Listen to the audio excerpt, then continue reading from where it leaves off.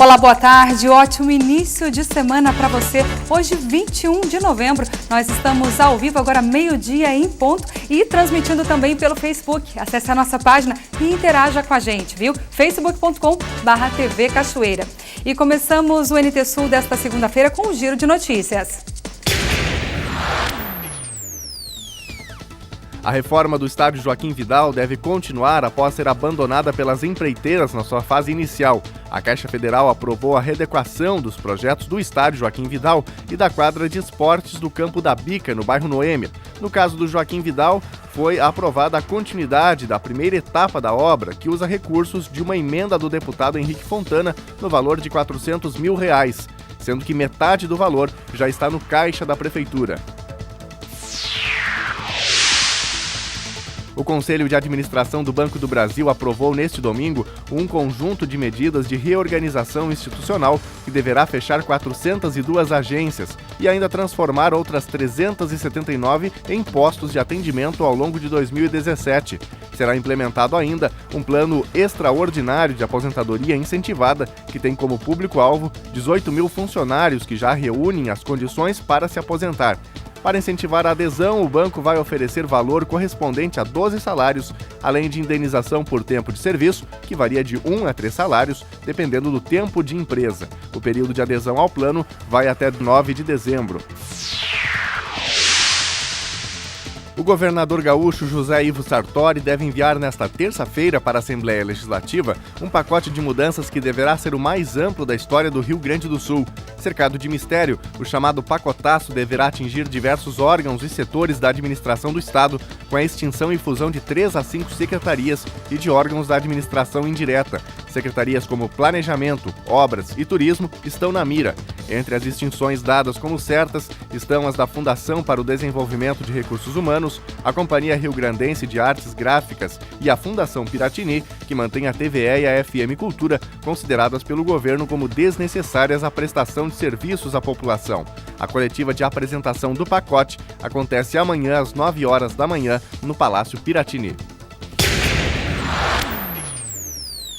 E o CEPERS, Sindicato dos Professores do Estado do Rio Grande do Sul, anunciou greve do magistério a partir do dia 20 de dezembro, por tempo indeterminado. O sindicato tenta pressionar o governo do estado a pagar em dia os salários e também o 13º dos professores. Daniel Nunes traz as informações.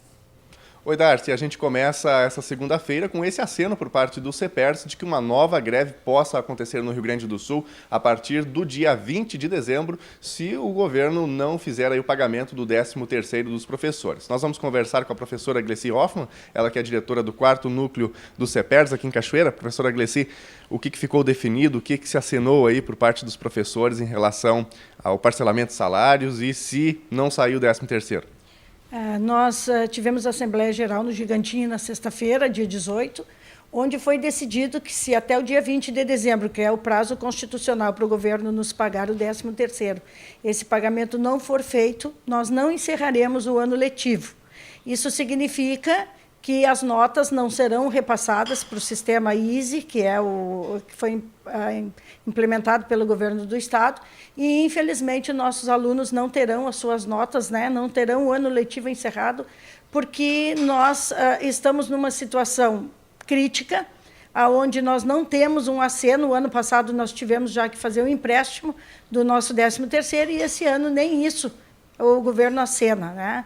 Nós temos há 10 meses já o salário parcelado seguidamente, não temos nada, hoje já mais da metade do mês não temos nada em relação ao pagamento do mês de novembro, se novamente ele vai ser parcelado, e ficamos sabendo também que o governo está mandando um novo pacote para a Assembleia Legislativa, onde, infelizmente, mais uma vez, o funcionalismo público, principalmente do Executivo, está sendo chamado para pagar a conta novamente de sucessivas más gestões que vêm sendo feitas, e nós temos visto isso a nível de país, não só a nível de Rio Grande do Sul, e isso nos preocupa bastante.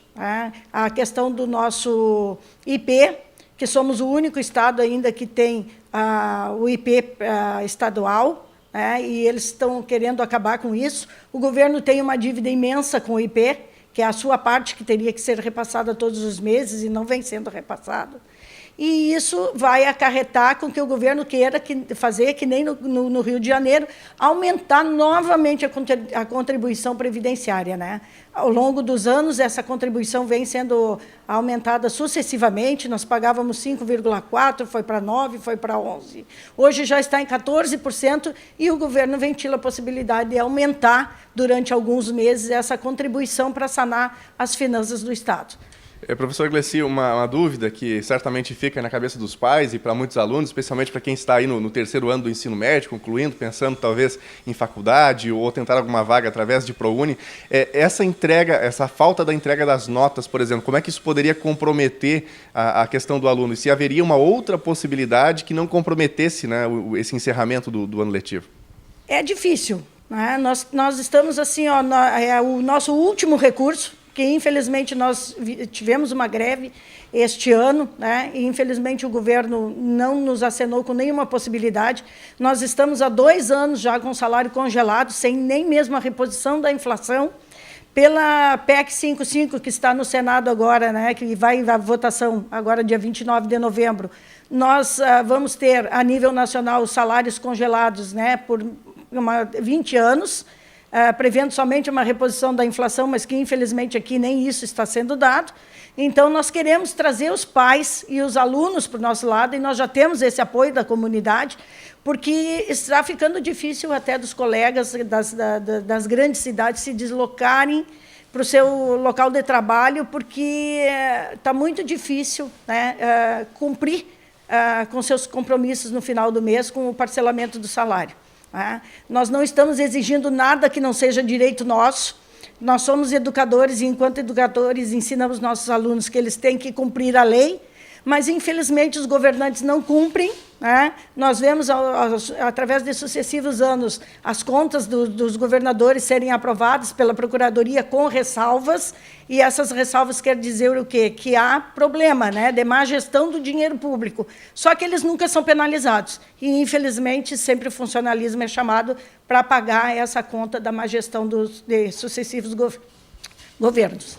A senhora mencionou antes esse novo pacote que o Sartori deve apresentar hoje, que provavelmente já na terça deve chegar até a Assembleia Legislativa, e que uma das possibilidades, pelo que a gente sabe até agora, preliminarmente, é que a data também do pagamento pode modificar. Inclusive, poderia ser modificada também a data do 13º salário. Se isso for avante, existe alguma possibilidade de negociação ou se isso avançar, segue imutável aí o acordo que já foi fechado entre os professores? Nós temos nova Assembleia no dia 8 de dezembro. Né? Nós saímos de lá já deliberando por essa nova Assembleia, porque dependendo das tratativas que houver, se a direção central conseguir uma audiência com o governo, né, para sentar e conversar sobre esse pacote que prevê, né, esse aumento da alíquota do IP, a extinção da nossa licença-prêmio, né, uma série de problemas que vão acarretar para nós.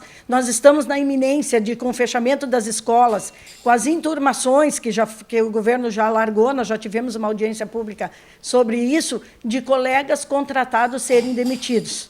Tá? E nós queremos defender também o emprego desses colegas, porque a gente sabe que a situação não está fácil. Tá? As escolas precisam desses colegas, porque o próprio governo coloca 6 mil pediram aposentadoria, né? E os colegas que estão na iminência assim, de fechar seu tempo estão saindo, porque nós não temos garantia de nada. Inclusive, nós podemos perder a nossa aposentadoria integral, né? E isso preocupa bastante. Nós queremos que esses colegas que têm assim, 10, 12, 16, 20 anos de contrato e pelos quais a gente sempre lutou para que houvesse concurso para que eles fossem nomeados, que eles tenham o seu emprego também garantido. Então, é uma situação muito instável, né? Porque, infelizmente, se dialoga com o governo, mas quando se vira as costas, se sai de dentro do Palácio Piratini, continuam fazendo, né, aquilo que o governo determinou. E como ele tem maioria na Assembleia Legislativa, nós vamos ter que fazer uma pressão muito grande junto aos deputados, e, para isso, a partir do dia 12, que é quando o pacote começa a ser votado, nós estaremos fazendo uma vigília né, em frente ao Palácio Piratini, com a possibilidade até de montarmos, né, acampamento em frente ao Palácio Piratini. Ok, muito obrigado, professora Glessi. Sucesso aí nas tratativas, e a gente segue acompanhando esse importante capítulo, né, que começou nessa semana com a possibilidade de uma nova greve ou até a não entrega das notas por parte dos professores. Esperamos que possa haver um entendimento por parte do governo e que o governo possa encontrar uma saída para que os professores recebam seus salários em dia, recebam o 13º e a sociedade não seja penalizada, inclusive a comunidade escolar como um todo, incluindo aí os alunos. Darcy. Verdade. Obrigada, Daniel Nunes, pelas tuas informações. Terminou o mutirão de conciliações para a desapropriação de imóveis na área de duplicação da BR-116 entre Guaíba e Pelotas. As indenizações acertadas com os proprietários devem ser pagas em até 60 dias. Na mesma mesa, os proprietários de imóveis, representantes do DENIT e juízes federais. Eles negociam a desapropriação dos terrenos, mas também de construções, que podem ser uma casa ou uma empresa, e benfeitorias que estão na área de domínio da duplicação da BR-116 Sul, entre Guaíba e Pelotas. Isto a partir de um estudo técnico de cada área, individualmente avaliada pelos engenheiros do DENIT. A avaliação minuciosa facilita o acordo. No passado, o que se dizia? Que o poder público abocanhava o imóvel das pessoas e não pagava, e até não pagava. É o que se dizia antigamente. Hoje não. Hoje se paga o preço de mercado e antecipadamente, que é mais importante.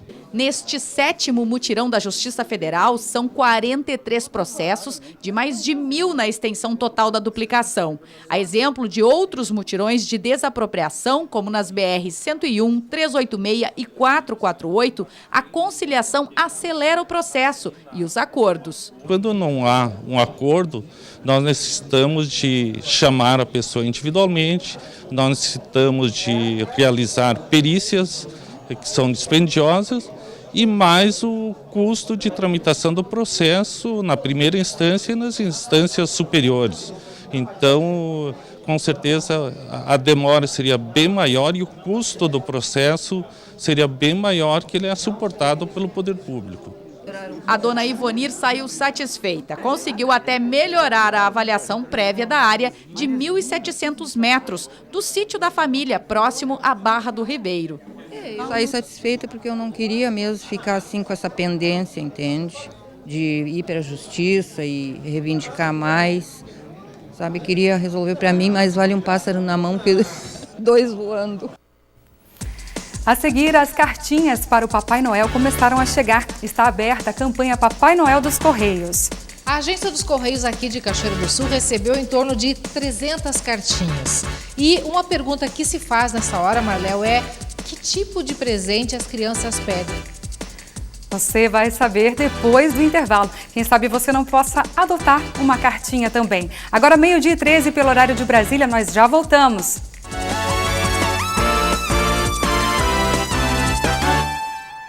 Estamos de volta ao vivo, lembrando que você pode assistir ao NT Sul pela internet. É só acessar a nossa página no facebook.com/TV Cachoeira. Pode interagir com a gente também. Vamos agora, só vou mandar um abraço aqui para Mari Santos, para Loreci Dutras, sempre companheiras da gente. Muito obrigada, viu, pelo carinho. Uma boa tarde para vocês também. Vamos a mais um giro de notícias do NT Sul. Um incêndio de grandes proporções consumiu casas abandonadas na Rua Moron, centro de Cachoeira do Sul, próximo à Praça José Bonifácio, na noite de sexta-feira. A rápida ação do Corpo de Bombeiros evitou que as chamas seguissem se alastrando. Ainda não se tem informações das causas do incêndio. Ninguém ficou ferido. O cachoeirense Douglas Gil Dias, representante do piquete de laçadores Delfino Carvalho, conquistou a 2ª colocação na modalidade declamação masculina no Encontro Nacional de Arte e Tradições Gaúchas, o ENARTE 2016. Na apresentação final, Douglas declamou Ser um Homem do Campo, poesia de Aparício Silva Rilo, que rendeu a 2ª colocação no concurso. O primeiro lugar foi de Douglas Neves, do CTG Farroupilha, de Rio Grande. No ano de 2014, Dias já havia conquistado o 6º lugar neste mesmo concurso. O ENARTE é um dos maiores festivais de arte amadora da América Latina. É um evento tradicionalista gaúcho, promovido pelo Movimento de Tradições Gaúchas. A final ocorreu neste fim de semana em Santa Cruz do Sul. A Fazenda Tafona foi tombada pelo estado do Rio Grande do Sul. A cerimônia aconteceu na casa-sede da antiga Fazenda São José, no distrito de Cordilheira Interior, aqui de Cachoeira do Sul. Foi na sexta-feira. O patrimônio já tombado pelo município agora faz parte do acervo do Instituto Estadual do Patrimônio Histórico e Cultural, o IFAI. Nossa equipe acompanhou a solenidade. Na casa, um resgate histórico de como vivia a família há mais de 200 anos atrás. Na maioria dos cômodos, o mobiliário revela a riqueza dos Vieira da Cunha. Os quadros mostram imagens dos antepassados que, não fosse a vontade da Marô, pudessem estar em qualquer outra sala, casa ou acabassem se perdendo no tempo, como acontece com a maioria das famílias. Na Tafona é diferente. O local mantido foi tombado pelo Patrimônio Histórico e Cultural de Cachoeira do Sul no ano de 2012. E também patrimônio histórico do estado desde sexta. Bom, eu diria que sinto a emoção de quem reconhece seu tempo, reconhece o tempo do nosso Rio Grande do Sul. Vir a um lugar como este, a Fazenda da Tafona, tem muitos simbolismos. Pode haver memórias... É todo um conjunto de memória coletiva com traços de identidade, pertencimento, e eu fico muito feliz de, na condição de secretário de Estado da Cultura do Rio Grande do Sul, estar aqui para oficializar, aqui mesmo, uma forma de o governo do Estado perpetuar a importância desta edificação, do que ela representou para o desenvolvimento econômico dessa região, para o desenvolvimento social dessa região. É importante para Cachoeira do Sul, é muito importante para o estado do Rio Grande do Sul, e o nosso gesto de tombamento aqui nesse dia, ele vem coroar todo um processo. A cerimônia começou por volta das 11h30 da manhã e contou com a presença de diversas autoridades, entre elas integrantes do Conselho Municipal do Patrimônio Histórico e Cultural, prefeito municipal, secretários municipais e estaduais, ex-deputado federal Vieira da Cunha e ainda professores, alunos, amigos e familiares. Tanta gente que a sala ficou lotada para assistir às apresentações. Tombar um monumento como patrimônio histórico significa dar valor cultural, transformando-o em patrimônio oficial, o qual passa a figurar na relação de bens culturais que tem a sua importância histórica, artística ou cultural reconhecida. E este casal aqui, então, está satisfeito, está feliz em poder ver todo esse patrimônio agora sendo tombado pelo Estado. Para você estar aqui e saber que isso vai ser preservado aí por muitas outras gerações, além de tantas outras que já foram, não é? Afinal de contas, isso já passou pela família da Marô, o Marco Aurélio um contigo, e acabou abraçando essa ideia junto contigo. Como que é poder ver esse espaço aqui, patrimônio do Estado, a partir de hoje? Bom, é um caminho, é um processo que a gente vem fazendo, e isso para nós é como se fosse daqui para frente. Nós vamos conseguir agora mais apoio oficial, inclusive da Universidade de Santa Maria. Eles podem nos apoiar porque é tombado. Se não fosse tombado, a gente não conseguiria. E outros abre muitas portas. As pessoas começam a ver o real valor histórico do bem. Não como uma casa da família. Não é mais da família agora. Ela é uma casa que vai ser preservada para que as pessoas possam entender a sua história. A história do Rio Grande do Sul, a história da ocupação da terra, a escola do trabalho negro, né? A história do trabalho negro também passa por aqui. Muito medo você sentiu desde o falecimento da tua mãe, de que isso não permanecesse na tua família? A gente já vinha num processo, né? Como ela morreu com 99 anos, a gente já vinha num processo para adquirir o bem, né? E meus irmãos facilitaram isso, porque também entenderam da importância disso permanecer na família e não ser uma casa de lazer ou de fim de semana, de ser um bem compartilhado com a sociedade. O Marco Aurélio conta que o sufoco para que o patrimônio seja deles por completo ainda vai longe. Para nós foi bem difícil, assim, né? Porque a gente teve que adquirir o bem dos irmãos, né? Até hoje estamos endividados aí em função disso, né? Mas eu acho que vale a pena, eu acho que é um bem muito importante, né? Esse tombamento facilita que a gente consiga buscar algum tipo de recurso para a manutenção do bem, que até agora é nós que fizemos, né? Então eu acho que é isso aí, nós estamos muito felizes com isso. Talvez a ansiedade de todos que nos assistem nesse momento é saber quando poder visitar a Tafona. Pois é. A gente está fazendo uma adaptação no restaurante, tem a questão dos bombeiros também, tem a questão da vigilância sanitária e a previsão é que abril, no máximo maio, a gente comece a visitação. Primeiro, uma visitação de poucos dias por mês e vamos ampliar conforme a demanda da sociedade, né? Vai ter uma visitação também do público em geral e para as escolas a gente vai ofertar. Eu vou visitar as coordenadorias de educação e vou apresentar o trabalho que a gente pode mostrar aqui.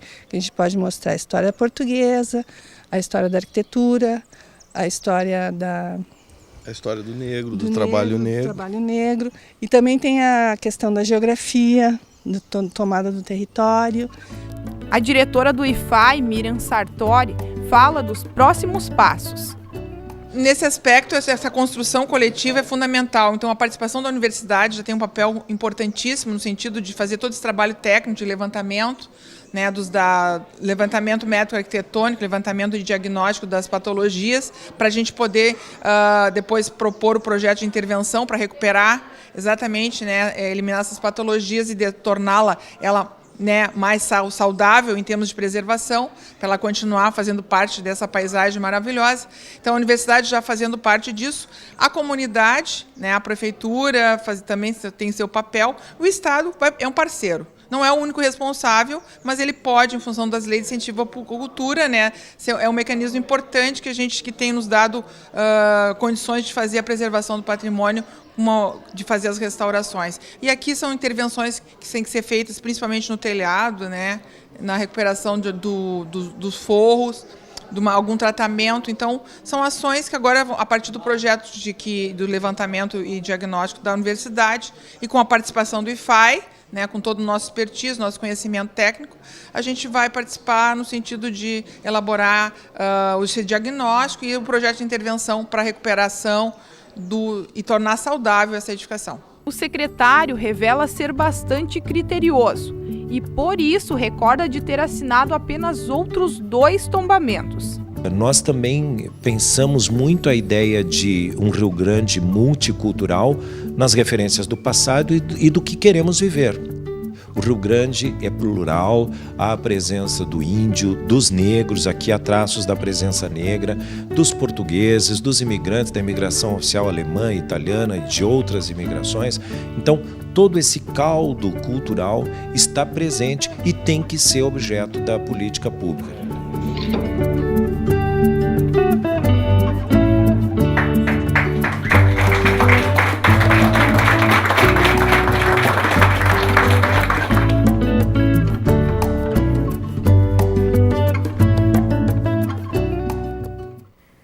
Ainda durante a cerimônia de tombamento da Tafona, a repórter Gabriela Belo conversou com a vice-cônsul de Portugal, aqui no Rio Grande do Sul, sobre as raízes do país na fazenda. Veja só.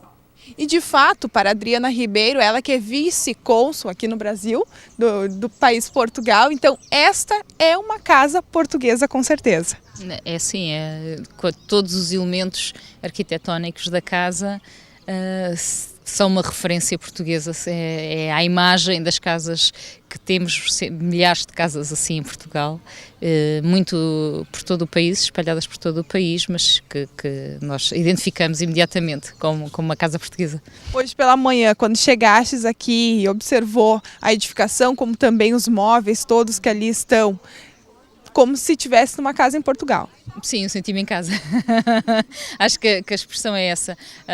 Para até mesmo inclusivamente o telhado, que nós estávamos a observar, os telhados de 4 águas são uma característica arquitetónica portuguesa. Vocês vão ver, eu quando viajo aqui na estrada pelo estado, vejo construções com telhados de 4 águas, isso é uma presença portuguesa, significa que quem construiu aquele telhado, ou quem construiu a casa, ou já foi habitado por descendentes de portugueses, é uma referência nossa, mas este tem uma particularidade que nós temos nos telhados muito em Portugal, mas os telhados construídos durante o século XIX, inclusivamente, porque tem uma referência de data específica, porque o beirado do telhado ele faz assim uma curvinha antes de chegar à beira do telhado, que é para as águas das chuvas levantarem e não caírem logo junto à parede da casa, portanto ela é como que atirada.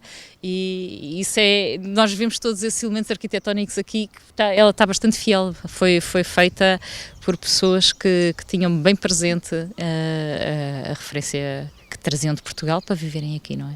E ver um casal como a Marô e o Marco Aurélio tão mobilizados e querendo dividir isso com toda a população, não só aqui do município, mas com todo o estado e talvez, quem sabe, todo o país.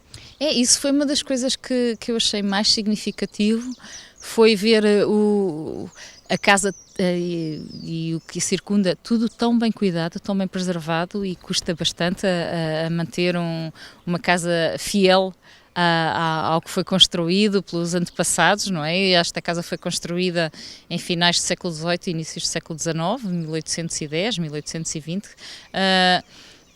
É bastante difícil, uma tarefa bastante difícil, mantê-la fiel e mantê-la bem conservada, como esta está, e também com o recheio que ela tem, além de ter os quadros de família. Eu até fui mostrar depois ao Vítor Hugo, ao secretário estadual de Cultura, o tapete de arraiolos que tem no chão, os armários, o chão de tábua corrida e também o tabuado do teto, tudo muito bem cuidado ainda, bem conservado, e que é uma referência para nós, é uma referência de como as casas eram construídas em Portugal e aqui pelos portugueses que vieram para cá e mantidas pelos seus descendentes.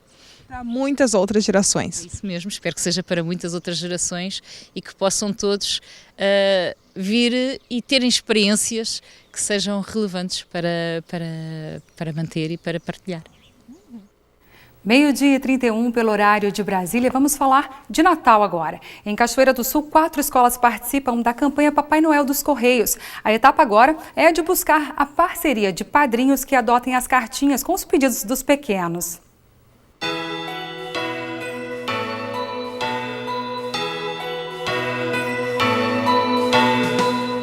Que tal ser responsável pelo alegre sorriso de uma criança desconhecida neste Natal?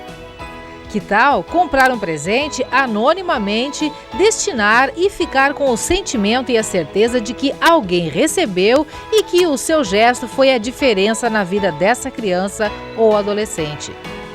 Assim tem sido nos últimos 27 anos dentro da campanha de Natal dos Correios. Até 2014, a campanha Papai Noel dos Correios possuía um cunho mais assistencialista e era aberta a qualquer pessoa que podia enviar uma carta pedindo presente. Nem todos que enviavam tinham reais necessidades. Isso mudou e o público-alvo passou a ser de escolas públicas e instituições. Somente no ano passado, aqui no Rio Grande do Sul, mais de 40 mil cartas foram adotadas. Esse ano, agências dos Correios de 87 municípios gaúchos receberão cartinhas.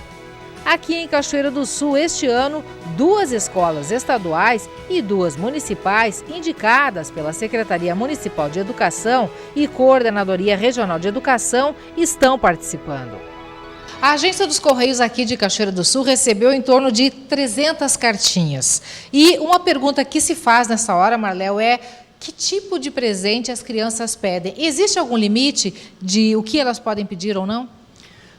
Na verdade, há um regramento, sim, para que elas não peçam eletrônicos, né? Cesta de Natal e cesta base, cesta alimentícia. Isso é a restrição que o Correio impõe na campanha. A gurizadinha pedia muito telefone, pelo que me disseste agora há pouco, né? Pedia muito. E como eu disse, eles não faziam não colocavam nem só telefone. Colocavam um smartphone, botavam a marca, o modelo e tudo. Bom, nós vamos fazer um exercício aleatório aqui. Nós temos as cartinhas aqui. Pega pra gente, Marléo, alguma coisa de cartinha aí, meio aleatória, pra gente saber o que essa cartinha pediu. A gente não vai identificar a criança, nem qual a escola, mas só pra gente ter uma noção, o que foi pedido nessa cartinha, Marléo? Tem como ver? Temos como ver, sim. Aqui, ó. Boneco, né? Ou um coelhinho.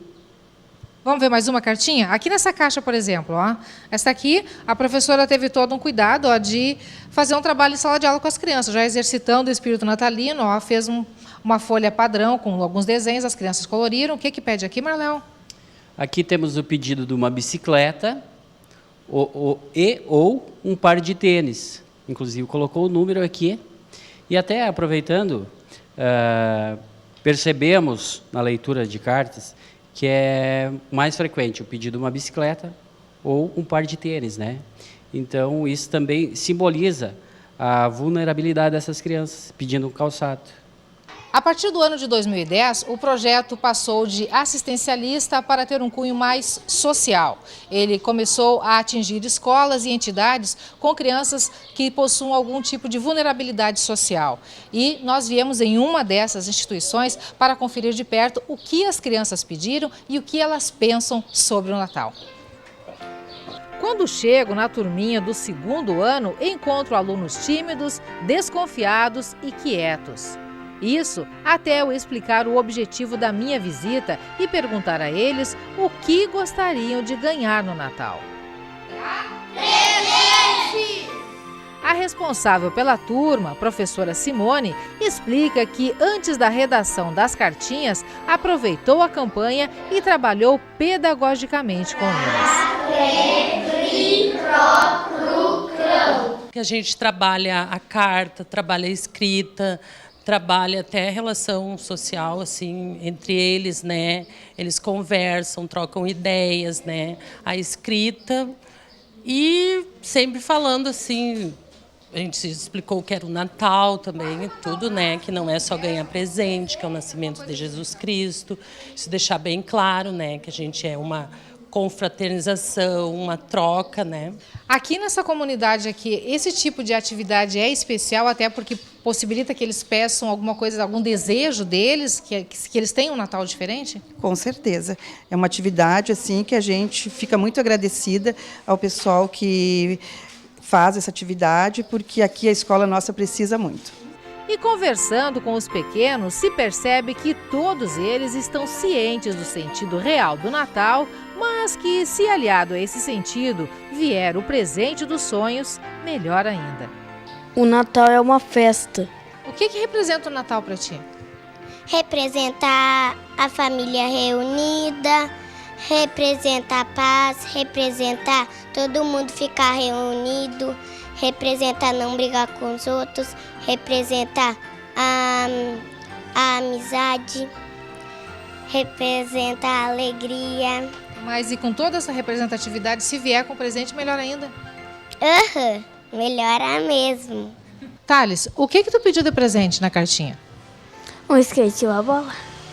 O que tu pediu na cartinha para o Papai Noel?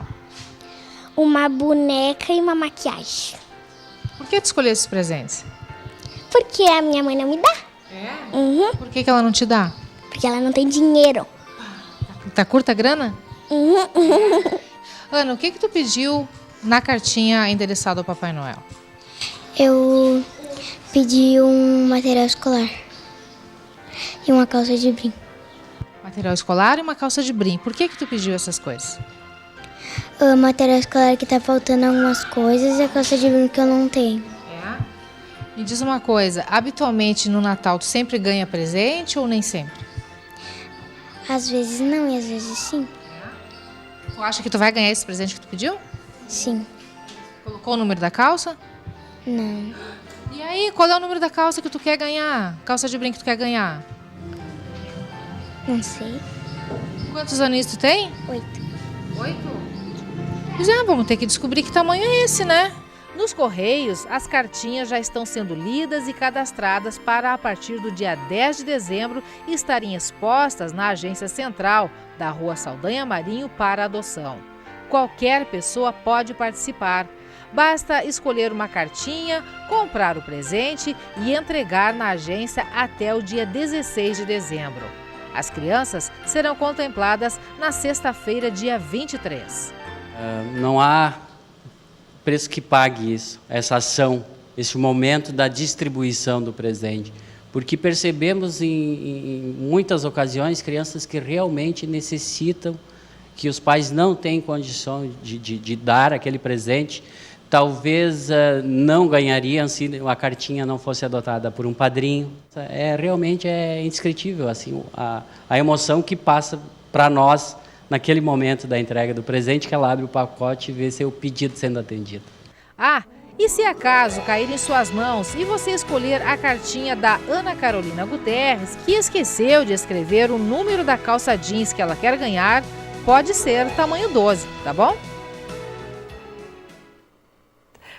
Tá bom, então. Bom, eu acho que muito mais ganhamos nós, padrinhos, do que essas crianças. Adoráveis, muito legal. A seguir, vamos conhecer Sérgio Pacheco, o ativista tributário cachoeirense, que é incompreendido por defender a necessidade da existência de impostos. Nenhuma sociedade vive sem uma contribuição. O que nós necessitamos é de pessoas lutadoras para que esses recursos sejam respeitados e aplicados adequadamente.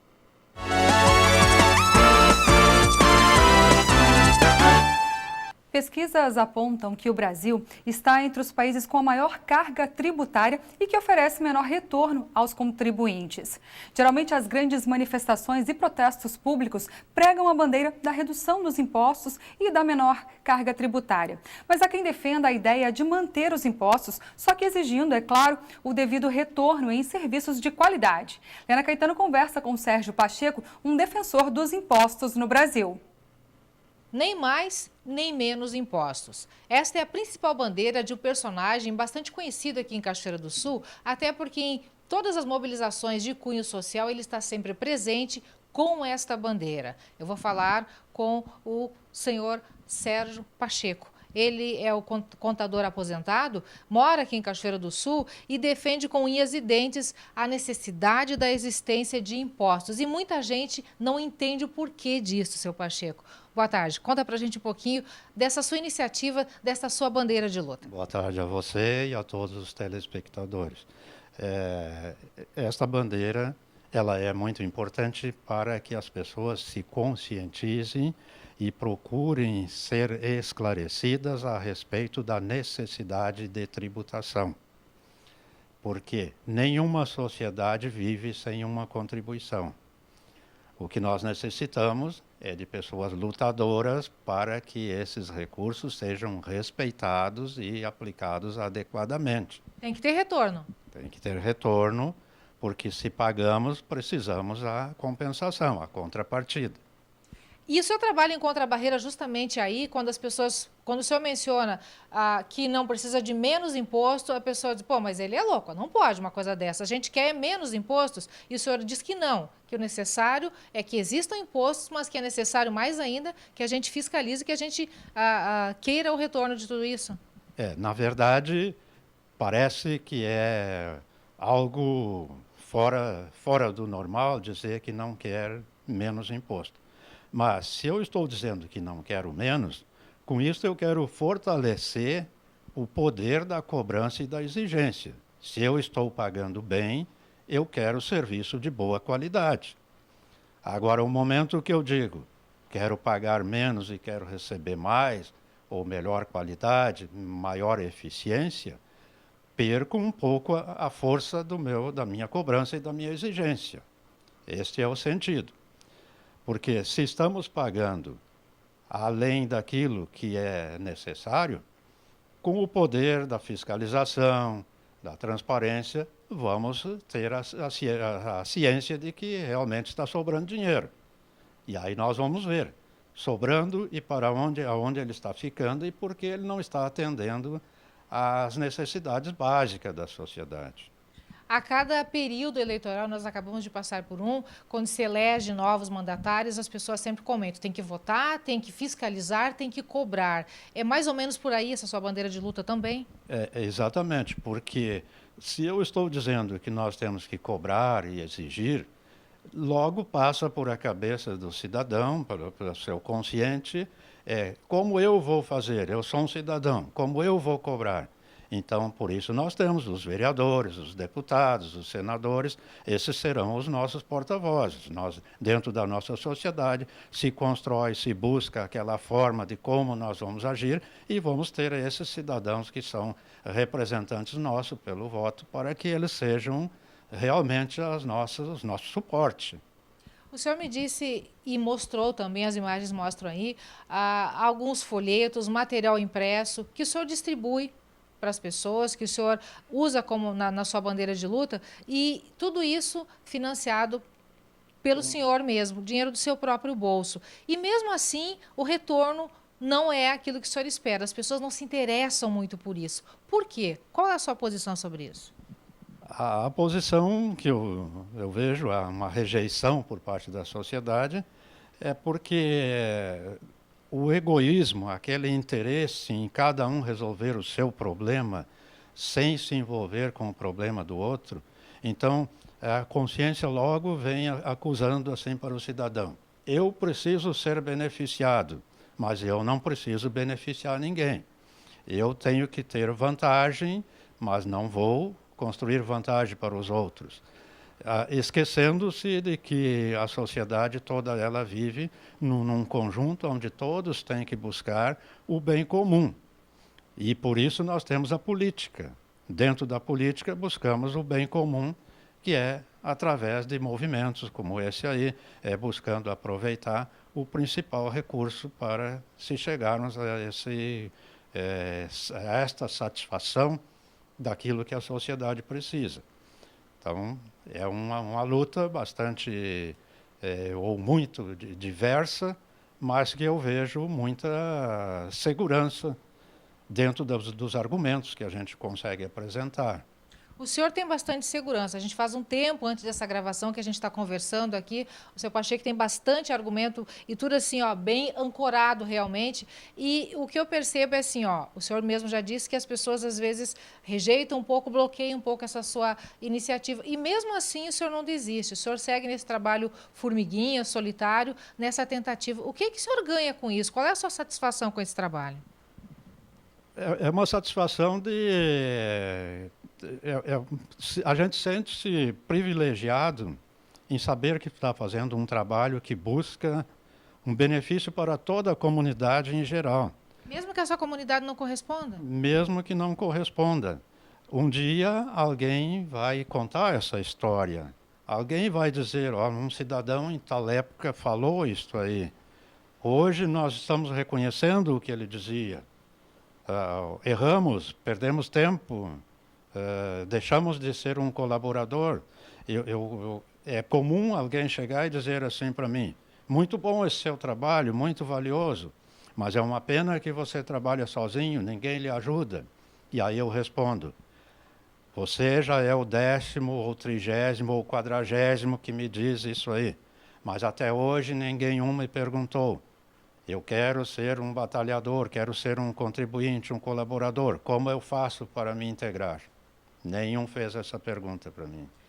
Tem muita gente nos assistindo agora. E não é o objetivo até do NT Sul trazer pessoas para trabalhar com o senhor. Mas eu acho que muita gente neste momento pode estar, a partir dessa entrevista, conhecendo um pouquinho mais da sua proposta, do seu trabalho e da importância de tudo isso. E quem sabe alguém possa querer fazer contato com o senhor.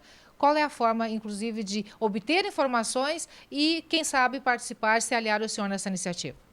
Inicialmente eu só tenho o meu telefone residencial. O telefone ele circula, ele está no meu adesivo, no meu carro. Está na tela aí também para você conferir, se quiser ligar para o seu Pacheco. Isso. E inicialmente a gente não temos assim um espaço que a gente possa se reunir dentro da casa, da residência, fica difícil, mas a minha esperança era que se conseguisse um certo grupo de pessoas e se buscasse um lugar para a gente se reunir uma vez por semana, ou de 15 em 15 dias, para discutir estratégias para fazer o trabalho avançar e começar a produzir frutos para a sociedade. Já pensei várias vezes em desistir desse trabalho, mas ao pensar em desistir, eu automaticamente me sinto derrotado. Então eu prefiro seguir a luta, mesmo sem ter uma compensação ou uma correspondência. Acho que eu não... O senhor está plantando uma sementinha, pode-se dizer assim, para o futuro, pelo que o senhor me disse agora há pouco, que quem sabe algum dia o seu trabalho possa ser reconhecido? É uma semente que o senhor planta agora? Provavelmente, porque tudo que se faz e se deixa em registro, pode ser que ele floresça ou venha a se multiplicar futuramente, porque o que nós fazemos hoje dentro da nossa educação? Não buscamos sempre trabalho de pessoas que passaram da nossa antiga história. As referências? Nós temos aqui dentro desse trabalho, podemos citar Tiradentes. Todo mundo diz que o Tiradentes se revoltou contra os impostos. Eu digo que não é verdade. Ele não se revoltou contra os impostos. Ele se revoltou contra a maneira como ele estava sendo administrado lá naquela época. E ele também iniciou com mais um grupo de pessoas que o deixaram sozinho na luta. E hoje nós temos um dia para descansar tendo o nome dele. Então, seu Sérgio, é muito bom conversar com o senhor. O tempo é curto, infelizmente, mas eu acho que a sua mensagem foi passada, né? As pessoas entenderem um pouquinho, porque muitas pessoas lhe veem nas manifestações, nas ruas, levantando a bandeira de que é necessário que haja impostos, mas que mais necessário ainda é que se cobre o retorno desses impostos, que se mobilize para isso. O que mais que o senhor quer dizer? E mesmo que eles que não tenham entendido, mas eu acredito que a partir desse momento ficarão fazendo reflexão para buscar o entendimento. Pessoas já disseram para mim, não posso me somar contigo porque não entendo isso aí. E aí eu disse, não estou procurando quem entenda, estou procurando quem queira entender. E o motivo desse trabalho, ele já foi vislumbrado lá em 2005, o resultado do que aconteceria na sociedade. Está acontecendo hoje, pessoas recebendo seu salário parcelado, isso eu vislumbrei lá em 2005. E nós temos hoje ainda o andamento aí da PEC 241, que está buscando tirar os direitos das pessoas, aquela proteção que o Estado tem que dar. Isso também eu já vislumbrei lá em 2005. Se lá naquela época nós estávamos combatendo, eu imaginei que um dia nós também estaríamos correndo atrás daquilo que rejeitamos lá naquela época. E aí nós temos publicações aí 2007 já dizendo que controlar gasto público é prejudicar os pobres, é contra os pobres. Tá bom, então. Seu Pacheco, bom conversar com o senhor. Sucesso para o senhor, que essa sua iniciativa encontre mais adesões e que, de alguma maneira, a partir deste momento, alguém possa se interessar mais e possa querer conhecer um pouco mais sobre essa ideia, sobre essa sua iniciativa. É o nosso desejo. Eu fico muito agradecido por essa oportunidade e tenho também a dizer que, embora eu não tenha ajuda da sociedade, mas a mídia, de uma forma ou de outra, tem, sendo contribuinte, me dá uma grande contribuição, porque é o meio que a gente tem para propagar o trabalho. Então, não está tudo perdido. Coisa boa, então. Aí, então, seu Sérgio Pacheco, defendendo a ideia, sim, da existência de não mais nem menos impostos, mas sim que cobremos pelo retorno de tudo que a gente paga.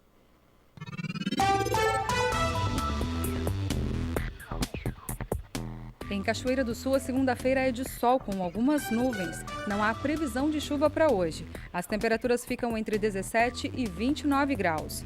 A terça-feira será de sol com nuvens durante o dia e períodos de céu totalmente nublado. Não chove. As temperaturas ficam entre 15 e 25 graus. Quarta-feira também de sol com algumas nuvens. Não há possibilidade de chuva. Mínima de 14 e máxima de 28 graus. Confira no mapa como fica o tempo hoje. O sol aparece no Rio Grande do Sul nesta segunda-feira, mas com períodos de céu nublado em algumas regiões do estado. Não se pode afastar a instabilidade, mas se vier, deverá ser localizada. Na capital, Porto Alegre, a máxima prevista é de 27 graus. Em Uruguaiana, na fronteira oeste, 29. Em Passo Fundo, no norte do estado, 28 graus. Em Santa Maria, na região central, 27. Para o litoral norte, Tramandaí e Torres, 25 graus. Em Pelotas e Rio Grande, no sul do estado, 24 graus.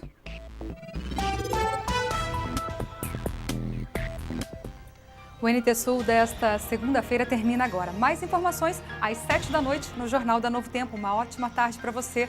Tchau!